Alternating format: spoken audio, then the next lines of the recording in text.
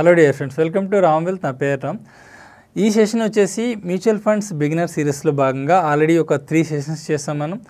ఇవి మీరు check చేయనట్టయితే check చేయండి. మనం ఈ సెషన్లో SIP investments versus lump sum investments mutual ఫండ్స్లో ఏది బెటర్ ఇన్వెస్ట్మెంట్, దేని ద్వారా మనం మ్యూచువల్ ఫండ్స్ ఇన్వెస్ట్ చేయాలి, మనం ఎస్ఐపి ద్వారా ఇన్వెస్ట్ చేసినట్టయితే ఎక్కువ మన రిటర్న్స్ వచ్చే అవకాశం ఉందా, లంసమ్ ద్వారా ఇన్వెస్ట్ చేసినట్టయితే ఎక్కువ రిటర్న్స్ వచ్చే అవకాశం ఉంది, ఇవన్నీ కూడా చాలా డీటెయిల్గా డిస్కస్ చేద్దాం.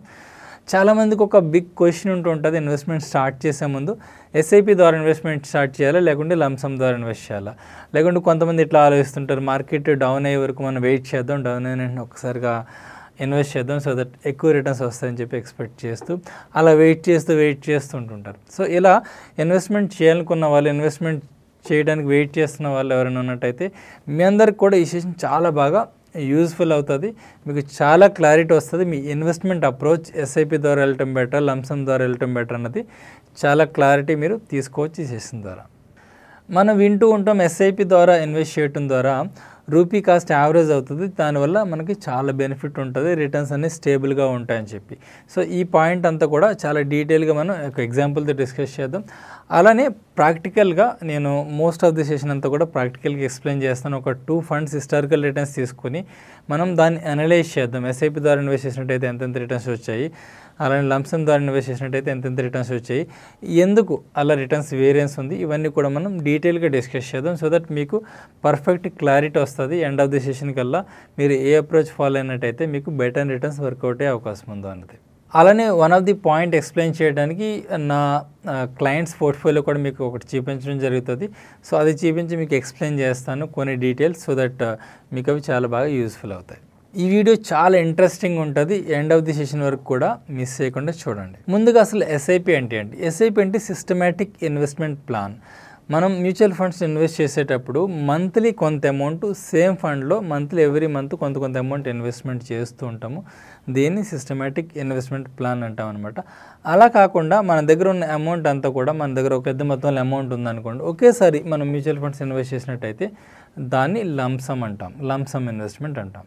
ముందుగా మన ఎస్ఐపి సంబంధించిన బెనిఫిట్స్ ఏమేమి ఉన్నాయి, అలానే లంసమ్ సంబంధించిన బెనిఫిట్స్ ఏమేమి ఉన్నాయి, ఈ రెండింటిని కంపేర్ చేసుకుంటూ రిటర్న్స్ సంబంధించిన తర్వాత ఈ రెండింటిని కంపేర్ చేసుకుంటూ కూడా మనం డిస్కస్ చేద్దాం. ముందుగా ఎస్ఐపి బెనిఫిట్స్ ఏమున్నాయో చూద్దాం. ఫస్ట్ బెనిఫిట్ వచ్చేసి ఎస్ఐపిలో మనం చిన్న అమౌంట్తో కూడా ఎస్ఐపి స్టార్ట్ చేయొచ్చు. ఒక 500 రూపీస్ ఇన్వెస్ట్మెంట్తో కూడా ఎవ్రీ మంత్ మనం ఎస్ఐపి ఇన్వెస్ట్మెంట్ స్టార్ట్ చేయొచ్చు. ఇంకా మోస్ట్ ఇంపార్టెంట్ పాయింట్ ఏంటంటే మార్కెట్ని మనం ట్రాక్ చేయని అవసరం లేదు. మీరు ఎస్ఐపి ద్వారా ఇన్వెస్ట్ చేసినట్టయితే మార్కెట్ పెరుగుతుందా తగ్గుతుందా దానికి సంబంధం లేకుండా ఎవ్రీ మంత్ కొంత అమౌంట్ మీరు ఇన్వెస్ట్ చేస్తుంటారు ఈ ఎస్ఐపి రూట్ ద్వారా ఇన్వెస్ట్ చేసినట్టయితే. మనం ఇన్వెస్ట్మెంట్ చేసిన తర్వాత మార్కెట్ని అబ్జర్వ్ చేస్తుంటే చాలా టెన్షన్గా ఉంటుంది. మార్కెట్ పడుతూ ఉంటే మన ఇన్వెస్ట్మెంట్స్ ఏమైపోతాయి, వాటిని అమ్మేసుకోవాలా లేకుంటే పెరుగుతున్నట్టయితే ప్రాఫిట్ బుక్ చేసేసుకోవాలా, ఇక్కడ ఇంతకు మించి పెరగకపోవచ్చేమో, ఇట్లాంటి టెన్షన్స్ అన్నీ ఉంటాయన్నమాట. ఎస్ఐపి ద్వారా ఇన్వెస్ట్ చేసే వాళ్ళకి ఇలాంటి టెన్షన్స్ ఏమీ ఉండవు. ఎందుకంటే ఎవ్రీ మంత్ పడుతున్నా పెరుగుతున్నా మార్కెట్ ఫ్లక్చుయేషన్స్తో సంబంధం లేకుండా ఇన్వెస్ట్ చేస్తుంటారు కాబట్టి ఇది one of the major benefit SIP ఇన్వెస్ట్మెంట్స్కి. ఇంకా అదర్ బెనిఫిట్ ఏంటంటే మన ఇన్వెస్ట్మెంట్స్లో ఒక డిసిప్లిన్ క్రియేట్ చేస్తుంది ఎస్ఐపి. ఎందుకంటే ఎవ్రీ మంత్ మనం కొంత ఇన్వెస్ట్ చేస్తుంటాం, ఆటోమేటిక్గా అది డెబిట్ అయిపోతుంటుంది, ఇన్వెస్ట్మెంట్లోకి వెళ్ళిపోతుంటుంది. కాబట్టి ఒక డిసిప్లైన్డ్ అప్రోచ్కి ఇది చేస్తుంటాం కాబట్టి ఇందులో సక్సెస్ రేట్ ఎక్కువ ఉంటుంది. ఫర్ ఎగ్జాంపుల్ మనం వెయిట్ తగ్గాలనుకున్నాం అనుకోండి, ఒక 3-4 నెలలు వాకింగ్ లేకుంటే రన్నింగ్ చేసాం, లేకుంటే ఏమైనా జిమ్కి వెళ్ళాం అనుకోండి, ఆబ్వియస్గా మనకు రిజల్ట్ కనిపిస్తుంది. అలా కాకుండా ఒక 1 వీక్ చేసి వదిలేసాం అనుకోండి, మనకు రిజల్ట్ కనిపించదు. సేమ్ వే ఇన్వెస్ట్మెంట్స్లో కూడా ఒక డిసిప్లైన్డ్ వేలో కొంత లాంగ్ టర్మ్ కొన్ని ఇయర్స్ పాటు ఇన్వెస్ట్ చేసినట్టయితే మనకు ఆబ్వియస్గా మంచి రిజల్ట్స్ కనిపిస్తే మంచి వెల్త్ క్రియేట్ అయ్యే అవకాశం ఉంటుంది.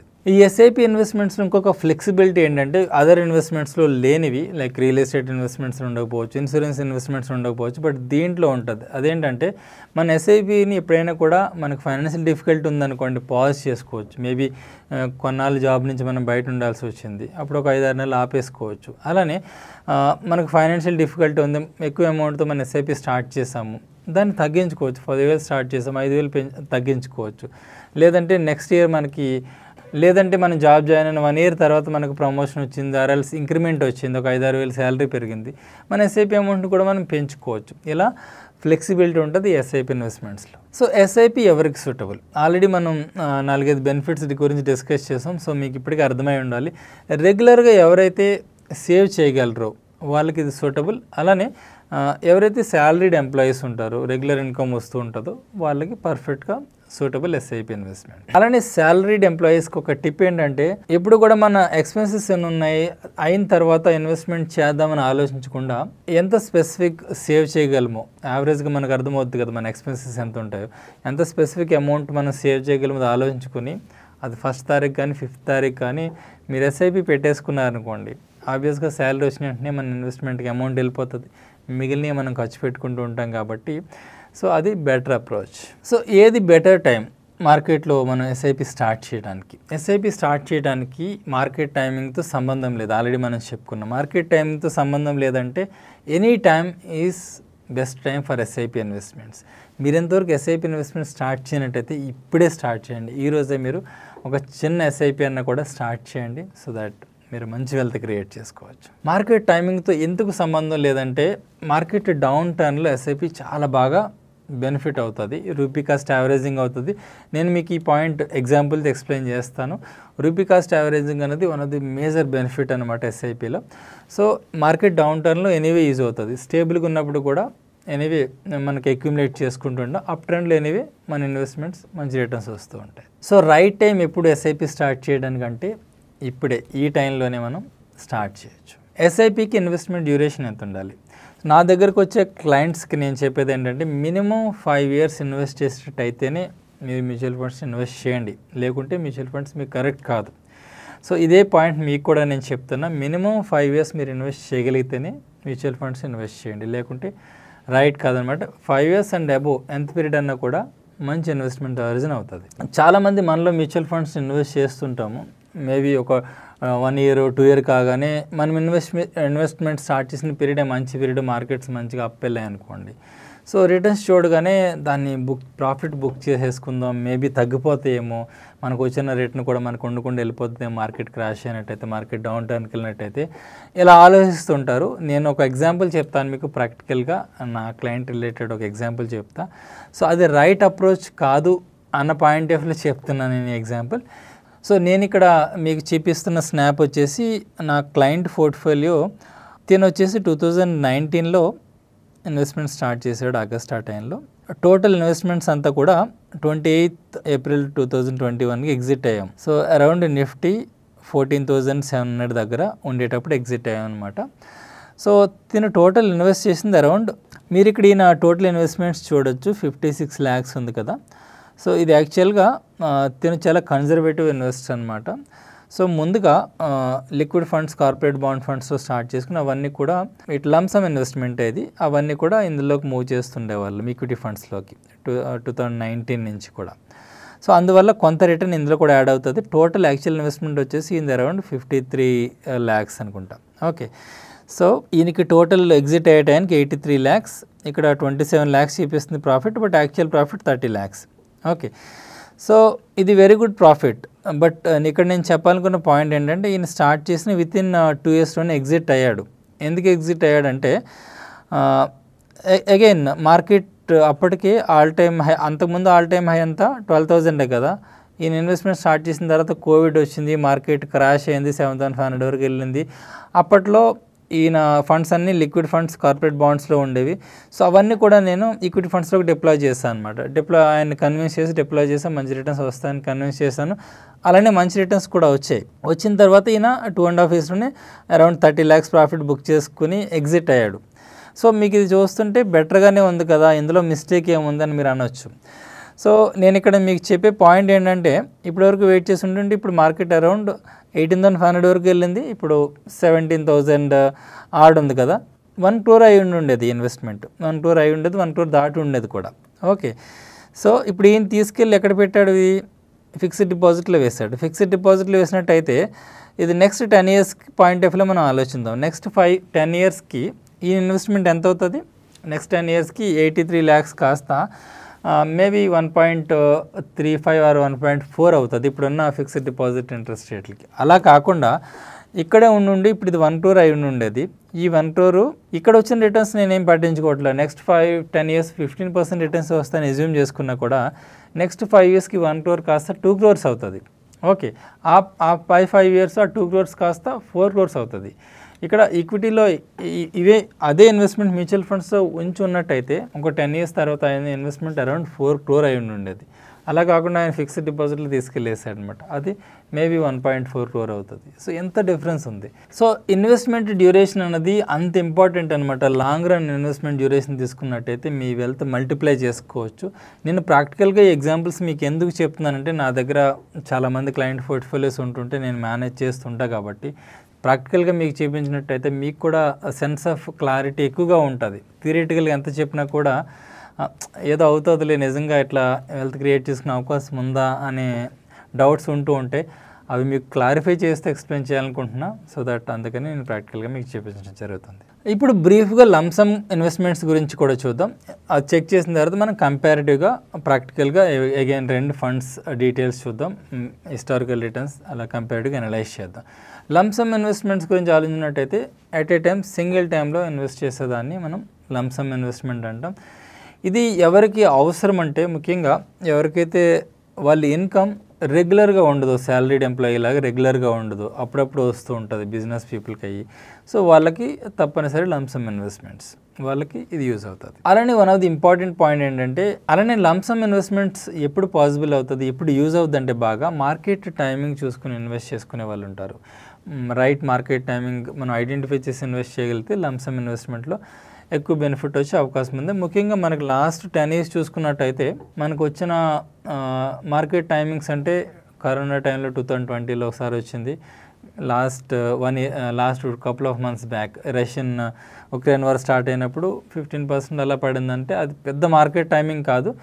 మంచి మార్కెట్ టైమింగ్ అంటే ఏదైతే 2020 మార్చ్ ఏప్రిల్లో ఉందో అది మంచి మార్కెట్ టైమింగ్. అలాంటి టైంలో ఇన్వెస్ట్ చేయగలిగితే మంచి రిటర్న్స్ వస్తాయి. ఎస్ఐపి కంటే కూడా లంసమ్లో మంచి రిటర్న్స్ వస్తాయి.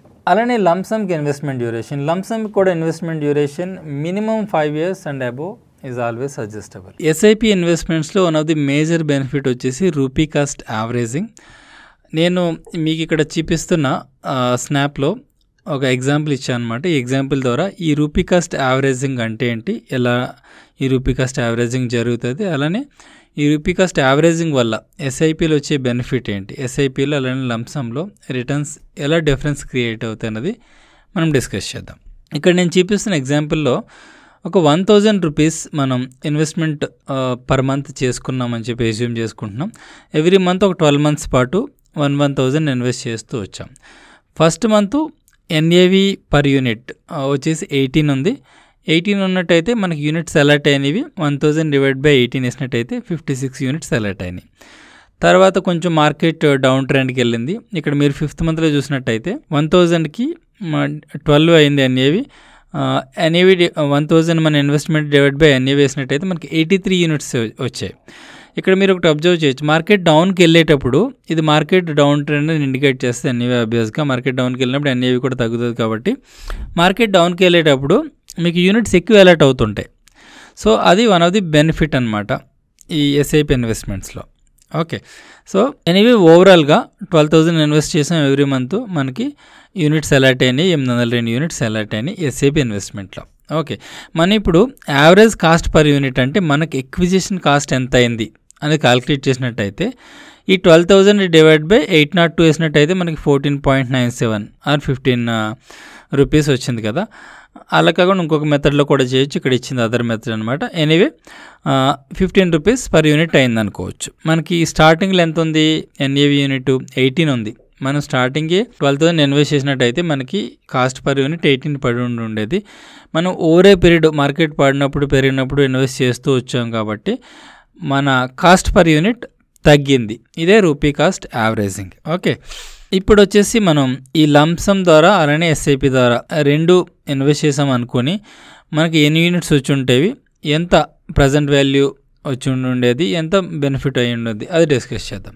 మనం లంసమ్ డిస్కస్ చేద్దాం. ఫస్ట్ ఈ 12,000 రూపీస్ మనం ఇయర్ స్టార్టింగ్లో ఇన్వెస్ట్ చేసి ఉంటే 18 రూపీస్ పర్ యూనిట్ ఉంది కదా ఇక్కడ మనం చెప్పుకున్నాం ఎన్ఏవి. ఓకే, దాంతో క్యాలిక్యులేట్ చేసినట్టయితే మనకి ఎన్ని యూనిట్స్ వస్తాయి, 666 యూనిట్స్ వస్తాయి. ఇది ప్రజెంట్ వాల్యూ రూపంలో క్యాలిక్యులేట్ చేసినట్టయితే ఈ 666 ఇంటూ 19 ఇప్పుడున్న NAV ఎంత 19 కదా.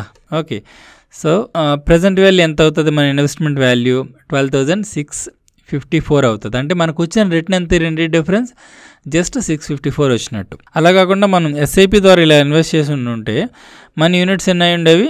802 కదా. ఇక్కడ ఆల్రెడీ మనం చెప్పుకున్నాం. Total units 802 into 19 15,238. మనకి వచ్చిన బెనిఫిట్ ఎంత? ఇక్కడ 12,000 మైనస్ 15,000 ఇంచుమించు 3,238 రూపాయలు.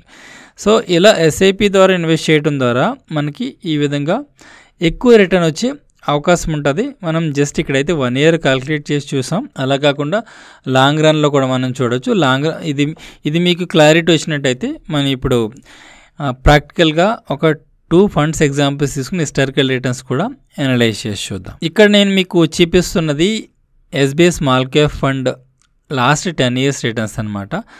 ఇందులో నేను మనీ కంట్రోల్ యూజ్ చేసుకుని ఎక్స్ప్లెయిన్ చేస్తాను. 1 time ఇన్వెస్ట్మెంట్ అలానే SIP ఇన్వెస్ట్మెంట్ రెండు కూడా మనం ఇక్కడ చూడొచ్చు. ఫస్ట్ 1 time ఇన్వెస్ట్మెంట్ చూద్దాం. 1 time ఇన్వెస్ట్మెంట్ చేసినట్టయితే 10 years బ్యాక్ చేసినట్టయితే మనకి 25% రిటర్న్ వచ్చి ఉండేది. Annualised return, CAGR return. 5 years back invest చేసినట్టయితే 19% వర్కౌట్ అయి ఉండే. 3 years బ్యాక్ ఇన్వెస్ట్ చేసినట్టయితే 26% వర్కౌట్ అయి ఉండేది. సో ఈ మూడింటిని కంపేర్ చేద్దాం ముందు, తర్వాత 1 yearకి 2 yearsకి వద్దాం. సో కిందకు వచ్చినట్టయితే SIP రిటర్న్స్ ద్వారా మీరు 10 years చూసినట్టయితే ఇక్కడ 24% వర్కౌట్ అయ్యేది. 5 years చూసినట్టయితే అరౌండ్ 24%, మళ్ళీ 3 years చూసినట్టయితే 35%. రెండింటి మీరు కంపేర్ చేసి కూడా చూడొచ్చు. 10 years మనకి SIP రిటర్నే వర్కౌట్ అవుతుంది. అలానే 10 years వచ్చేసి SIP రిటర్న్ అలానే both lump sum return almost same ఉన్నాయి, అరౌండ్ 25 అండ్ ఇది కూడా 25 ఉంది దగ్గరగా.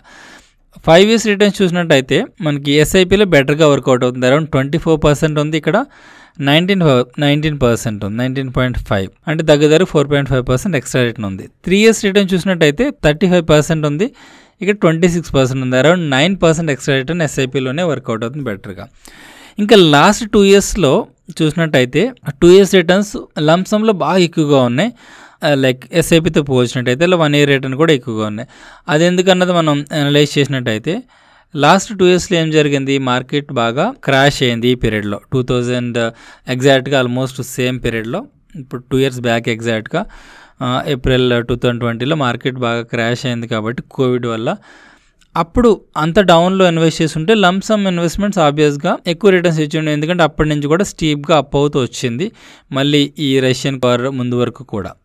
సో అందువల్ల ఈ పాయింట్లో ఇన్వెస్ట్ చేసినప్పుడు లంసమ్ ఇన్వెస్ట్మెంట్స్ ఎక్కువ రిటర్న్స్ ఇస్తాయి SIP ఇన్వెస్ట్మెంట్స్ కంటే కూడా. కానీ మనకి ఇలాంటి పాయింట్స్ ఎన్నిసార్లు వస్తాయి? మేబీ షార్ట్ రన్లో మనకి ఈ లాస్ట్ 2 yearsలో బాగానే రిటర్న్స్ ఇచ్చాయి, కానీ ఇలాంటి పాయింట్స్ మనకి ఎన్నిసార్లు వస్తాయి? మన లాస్ట్ 10 years చూసినట్టయితే ఇలాంటి పాయింట్స్ ఇదొక్కటే ఉంది. అంతకుముందు ఒక 15 years బ్యాక్ వెళ్ళినట్టయితే మధ్యలో మళ్ళీ 2008 ఉంది. ఓకే, ఇలాంటి పాయింట్స్ కోసం మనం వెయిట్ చేస్తూ ఉండే కంటే కూడా మనం SIP ఇన్వెస్ట్మెంట్ రూట్ తీసుకున్నట్టయితే మీరు 10 years 5 years చూడవచ్చు, పెద్దగా డిఫరెన్స్ ఏమి లేదు. ఇంకా SIP returns 5 years 3 years SIP returns ఇంకా బెటర్గా వర్కౌట్ అవుతూ ఉన్నాయి అనమాట. ఇదొక ఎగ్జాంపుల్ SIP బెటర్ అని చెప్పడానికి, ఎందుకంటే మీరు మార్కెట్ డైరెక్షన్ని చూసుకోవాల్సిన అవసరం ఉండదు. ఆ హెడాక్స్ అన్నీ కూడా లేకుండా పీస్ఫుల్గా మనం ఇన్వెస్ట్ చేయొచ్చు. ఇంకా సెకండ్ ఎగ్జాంపుల్ చూద్దాం. HDFC small cap fund.